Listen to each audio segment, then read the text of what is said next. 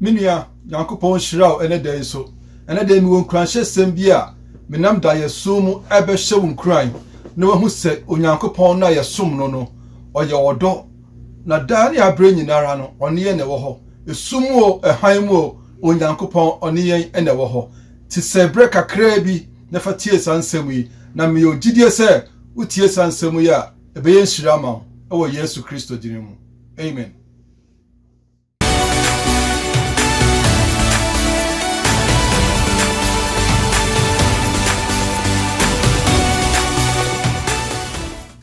San kranche semu ya mede bra wo ene dai da yesum bia Onyankopon nam na dom so edema me na me son da ye no na me ne agidifo ye bo asori dan mu a ye bom paye ya bom paye ma ewiase ya bom paye ma be bia ye tie community ya bom paye ma ye neighborhood ya bom paye ma yarefo ya bom paye bebre je se ye odima empaye ene ya bom paye ma ekuokuo ne nkofo bebre na yewie ye no na odi ye nimu won paebo nimu no e ka kire ye se sabre ya bompa ya man nkofo awie de sabre ni bra e wo se yenso ye ko Onyankopon anim na de de yakoma so biara no ye ka kire Onyankopon na ogide se bra ya ye nkofo de ama won Onyankopon so betie na wa ye yenso de ama ye nti okasa asem na ape na me ko ye na me ko face wall me face wall no na me ka kire Onyankopon se Awurade ensem bebre enema bebre ene wo makoma mu se me ka se me gira ha no maka makoma so apede a ene e ka me nwie ne se enema bebre ne wo makoma mu a hwehwe se ka ba ya ma me na me wogidie se impo memba ha no mpo no na wonnim de hia me ebra a me bom paye no mpo no na wo Awurade sanse onim ade nyina nti na wonnim de hia me na sabre ya maba wanimu yi me pese wo kire me se adani abre nyinara me difre mu ni me fiba mu nyina o ka me ho me pese wo yi ho ade kire me wo kire me na me hu se wo ne wo ma ene wo ho dani abre nyinara mu wo ne wo ma ene wo ho sa na me kan no da yesu ni mu empa ya me boye no se Onyankopon embie mani na me hu se o ka me ho na se me hu se o ka me ho dia ene na e de dem akoma so bia no mi wo gidie se once o ka me ho no de obeya ma me bon sampaye ni wie ya pe ena me hu se ba bia ana so dem ho na ye wona ye bon paye no ena me hu se ceiling no emu abie ceiling ni mu bie no pe na efa na efa se kofa je se emu abie a slide ko this side ena hana slide so ko ha iti yesa na me hu se roof no ana se chance na kata so edan no so no eno so mu abie eno so bie no na left na slide ko left na right na slide ko right iti dem hu ye eno se me peda mani a me hwe ewiem no ena me hu se ewiem I say TV kesia pa ena bo hwiem kakraka na TV no ana me hu se ensuo I say po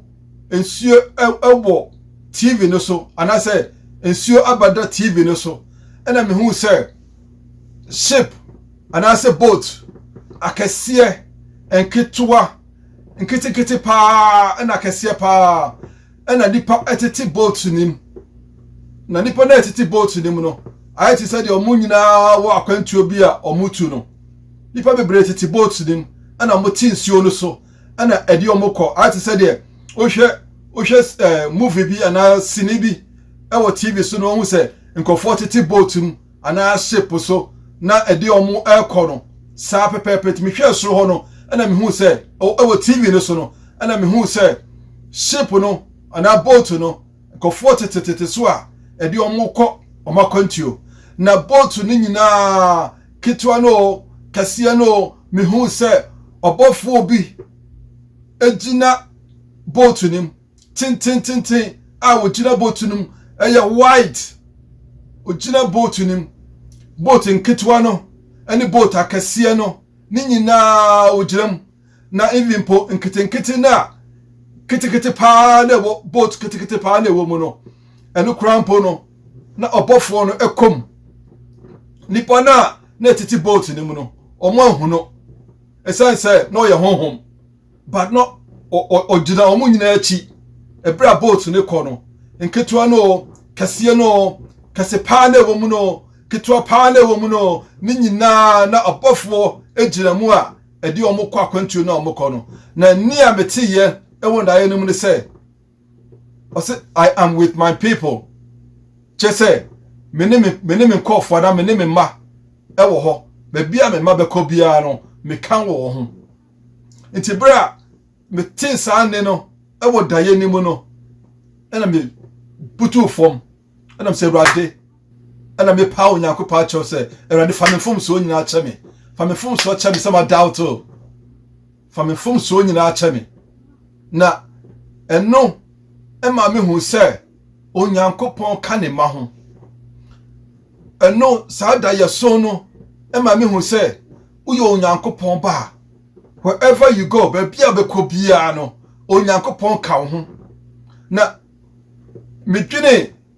da ye ne ho no enchiasea na se interpretation a menya wo da ye ne mu no ene se me ma dwen ana se me akasa me nkyere mu a menya de ma me ho ne se enfa ho ene se de wo how esitie enfa ho se de wa mani esitie se de problems esitie so problem ye ketekete so problem ye kese so problem tisai onyankopon ka ho enfa ho ne ba bi a wo kɔ enfa ho ne ba bi a wo nam onyankopon abofo ka ho esense onyankopon se obehye na abofo ama na abofo ne yen yakɔ na yen nan empembo da ose on be kura yen ewo wonsem okore taban sem se de be ya yen nan empembo da na onyankopon asam ya okan ye eye no kware eye no kwese me to da ye hu a na eye no kware pi sir onyankopon ka ye ho ye different mu eni ye fiba mu onyankopon ka ye ho na ose orin jayenda na orin power yenda nti me pese me di sansem wo hye won Christ say menua enfa ho eni sede o problem sitie enfa ho eni sede wo how eni wa mani ye sitie se eye uyare ne ye ketekete se uyare ne ye kakraka onyankopon e ka wo ho ba bia wo beko biara no onyankopon ka ho se wo onyankopon banko ade a orinja wo saada onja wo sa obonefo no enfa wo enye ehanam ema ne sinda obeka wo ho wodi fremu ene ofibam de oye biara no onyankopon bofo eka wo ho na hwe ebra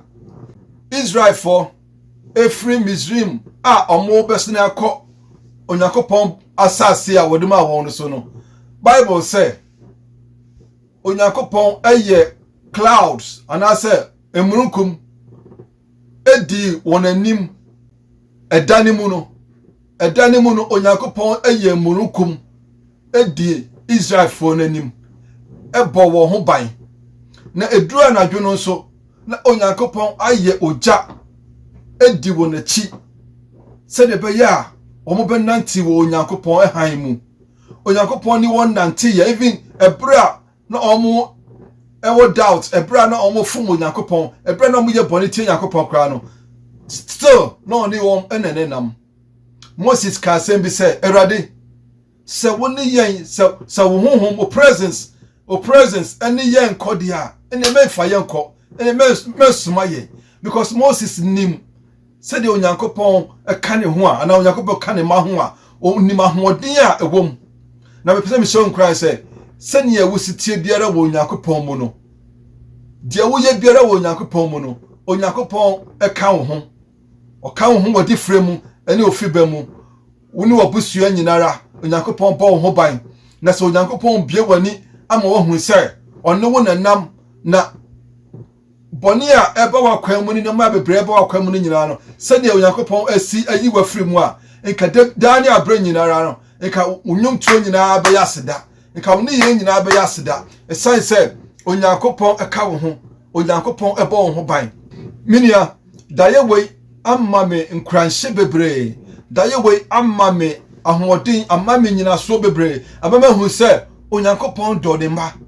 onyankopon dɔ ne ma sa wo yɛ onyankopon banko ade a sa wo tena asiye wotina se ye do homa Onyankopɔn ye na wo nante na kwan so na wo do no firi wakoma mu dia Onyankopɔn ka wo ho Onyankopɔn rinja wo da orinja wo da o ma wani mu nwase so da sa wo ye ne ba na sa wo tina se ye ma no o som no honhom mu no honhom mu ne no kware mu sa wo som no honhom mu ene no kware mu a Onyankopɔn e ma wani mu nwase da na o ka wo ho sa wo nam David say saminam esumu minam haimu o ka me ho o say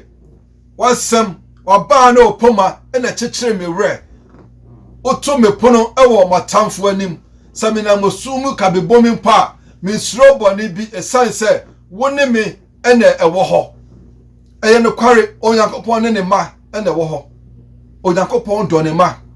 orinja yen se obonefo no emfa yen na on say yen on giant so Onyankopɔn be jane ma edinama obonefo no da bi yenti na ma Yesu Kristo e ba asase so Yesu Kristo ba asase so no na oyo ohene o oyo Onyankopɔn na so ba be fa yenti bia mu obaye ebre no ho ase Bible no say olowa ne ho even than an angel obeye ketwa impotent abofo ebe nante e wasase so esan yenti esan yen kwa esan ye kra enti se Nyankopɔn ama ne ho kwan ama waba abet fa yenti bia mu a ene anya de a obegya yen sada ene na chese bana oba ye no na chese emfaso bia amaso ama no se waba ene waba begya yen sada a ene na faso biara emaso ema no Onyame asem say na Onyankopɔn ja 99 no ho ena okokɔ hwehwɛ odwan baako na wayira no ena ode ne baaye ebe ka ho na busa ho sɛ na sɛ Onyankopɔn sɛ yade a odwan na okɔhwehwɛ no baaye no sɛ ɔmbɔ ne ho ban sɛ ɔmfidi no sɛ saa odwan no sɛ ɔndɔ no sɛ saa odwan no so ni timama saa odwan na ena okɔhwehwɛ ne yɛ den ene ko frɛ no baba ye den wabusa ho sa asɛm no da sɛ Onyankopɔn eni ɔdɔ edi masa odwan na wogira ye no oni tima de ma odwan na wogira ye no sɛ kom di odwan na wogira ye no sɛ ɔma na duane ndi ɔma na nsuo nom sɛ ɔmbɔ no ho ban emfiri foxes anase pataku ho a ɔmbɔ no ho ban emfiri mmoa eba be chi na wi ho a ene na obre no ho e ko hwehwe saa odwan ne ye den ene ade na wonja odwan no ama odwan na ne nam ne baabi na ko fa ne baaye esan se ode ne baaye esan se opese odo saa odwan no na opese obo no ho ban opese ofiri no opese o take care of saa odwan no ene ti na ko fa no ba e be ka saa enyankuo no ho na saa odwan no e ye menewo yen ene Onyankopɔn ba hwehwe yen nti so hwehwe yen no de abade a ene nya rehemu se onja usada nya rehemu se ode wa beka ho de a no do wuntra odo wunti na obefa a obeka nyankuo no ho no nti so ode wa beka ho de a obema wa aduane adi obema wonsuanom obema ba bia ada obeba wo ho ban omma kwan ema bonefo no ma emechew enwe odo na da yesu we say ama mesua no mabebre ama mehu se Onyankopɔn dɔ me sa no Onyankopɔn so dɔ na ba bia beko bia no so Onyankopɔn ka ye ho Onyame hyiraw se wonim Yesu a ene dai mekamfo Yesu Kristo ba menua Yesu enche bia no aba na so mba ye kra no a emre no ni ho ma yen ye nipa ye betwem wasase so ni yakɔ na said the trade canon is appointed unto man once to die, and after death there's judgment. Chese, it chase onipa wu prekope. Ewu achire no, atembo ewo ho ema onipa. Ti se Yesu ma ye kra no a, yen kwa betimi afiri yensa any moment. Na sa won kwa free won sa. Ehe na wokɔ. Akonta be na obebu. Asembe na obeka. Nti sabre ebra ye wo ahoden ebra modadi emu afurusani ebra katrema eda abodwe mu ebra ye home ye nya hode ntimi home. This is the time and this is the prayer. E was say me ne wo ye hwehwe ye nkwagye ho adwuma na ye ebra ni nie ebra ni ho ma onipa bia enka say wo ye young enti wo bre o twan kakra ene even young people no krampo no omo kra na omo kwa ona omo wu a omo nkra obetia as a young man 20 30 25 15 obetia as wawu na onyakopo mani parien se saade ne beto yen ba se ebeto yen a ahoboa ben na yaye na menua sawu osum nyame uye Christoni and now you believer as well. I just want to tell you, person me show in Christ say you are in the right way. Uwo a kwantire so na wonam no. E ma bibi biara embu wabam. Men doubt Onyankopon na osum no no. Kura Onyankopon no mudiri. Kuta empaibo mu ye. Nante ewo gidie mu. Honhom ne no kware mu. Di ne kware ma Onyankopon. Ma wadwene mu na ho. Ma wakoma emunte. Na nante wo Onyankopon akwan so. Onyankopon erinja woda. Orimpa woda. Onyankopon hyiraw. So why aso na watie saa ensam yi. Me de Onyankopon asomdwe ejaw. Saa bre me pese me no bompaye kakra ewo Yesu din mu. Sitras na ye mompaye. Onyame a otumi ade nyina ye me da wase se oyi hu ade kire me ewo da Yesu mu. Na Awurade o ma me hu se o ka o ma ho. Se ye kɔ ene ye ba nyinara honhom edi ye echi. Ana wo boy ye ho ban. Eni monyam ne ayeye enka wodin. Minam saa asem yi so ana minam saa da ye so. Awurade edi ahye wo enkuran. Na me pai bɔ ne se kɔso honkoko na ne wo ma enkasa wo akoma mu. Me bɔ mpae saa brain so ona wonnim o. Awurade bie kwan kese se e ade bi na asi aya kwansidie ena ma ontime fo wo ho ma wa. Bie kwan ma won ewo Jesus Christ dinemu na wontimi emfa wo ho ma se ye obi enema bi ena ekoso obi abrabom ena wontimi ngye mu esense no ena ye ade a wodidi ho nti ema ntimi ngye mu emba wo Awurade wa kwan mu anamfa ne ho ma wo Awurade a sabre Awurade wo Jesus Christ dinemu kasa ewo na koma mu ne ma ne kwan bie kwan sonkoma no ewo Yesu Kristo dinemu sane me bompa Yesu ma wona wonimu nyinara Awurade wo Jesus Christ dinemu ma wona koma enkoso enhwehwewo ma wakoma enkoso endowo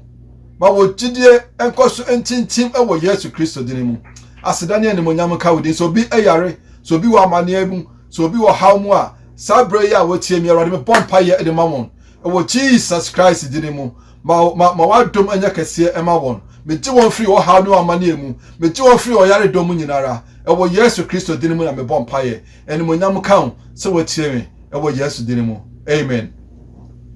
Minia asedan ka Yakopon na Yakopon hyiraw ewo Yesu dinemu obesa to me nka bio within the Reverend Richard Owusu.